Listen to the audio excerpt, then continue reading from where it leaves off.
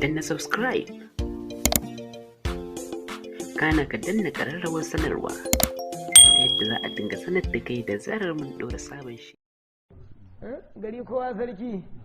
ai kaga ba biyayya ake nufi ko? Yi mana ga ce gari kowa sarki, wai ana nufin mutanen garin ba biyayya ne, ai kowa sarki to ai ba ban nan maganan wani. Gari kowa masani, ai kaga ba biyayya. Kowa babba ba biyayya, to yi ne abin za a ba da hisiya ba wani ta sanadin wani ta sanadin wani. Taman za ku ji darajar shi namu annabin namu yadda Allah ya masa.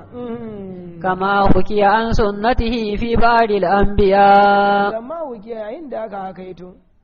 an sunnati ga sunnoninsa ga shayin annabawa. Wa zakarahu ba'du ahli tafsir fi qawlihi ta'ala. To kuma an ambato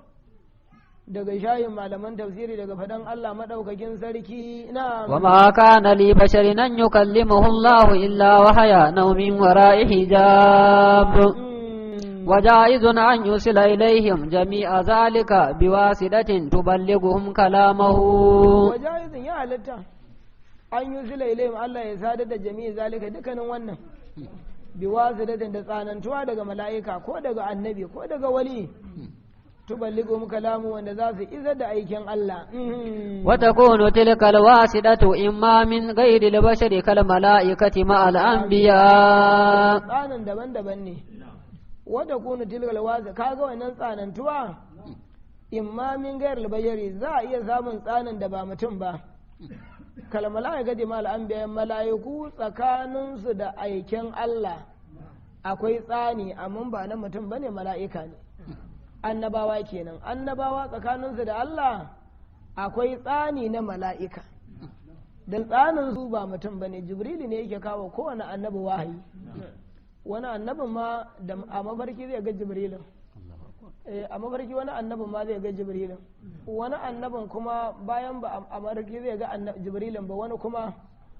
Allah cikin ikonsa da yardansa to wani kuma ido da ido zai ga jibrilin wani ido da ido wani a mafarki zai gan shi wani kuma annabin jibrilin ma bai fiye masa gani biyar ba yanayin daraja amma wani annabi namu an ce ya gan shi kamar 124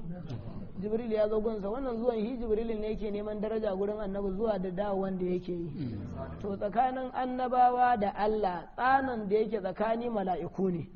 to shine alƙali ya gaya mana gaba kaɗan kuma aw min jinsihim kal anbiya ma'al umami ko kuma wato za a iya samun tsanin ya zama irin jinsi kaga annaba da al'umma to tsanin da yake tsakaninsa annabawa ne amma jinsin mu ne sai dai ɗabi'ar ba iri ɗaya ba ce a yanayin kama da komai muna tare da su amma su annaba ruhinsu malakiya ne malakiya ne ruhinsu abinda suna barci ma Allah zai ciyar da su kuma idan idanunsu yana barci zuciyar idaniyar ba ta barci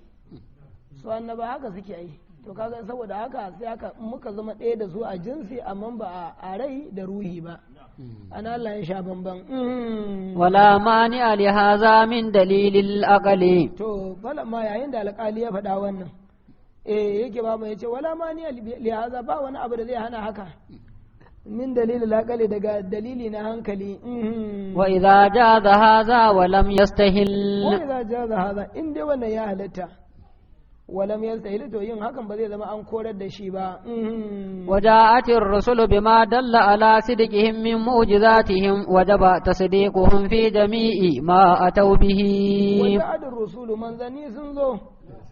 بما دل da abin da ya shiryar ala sidqihim ga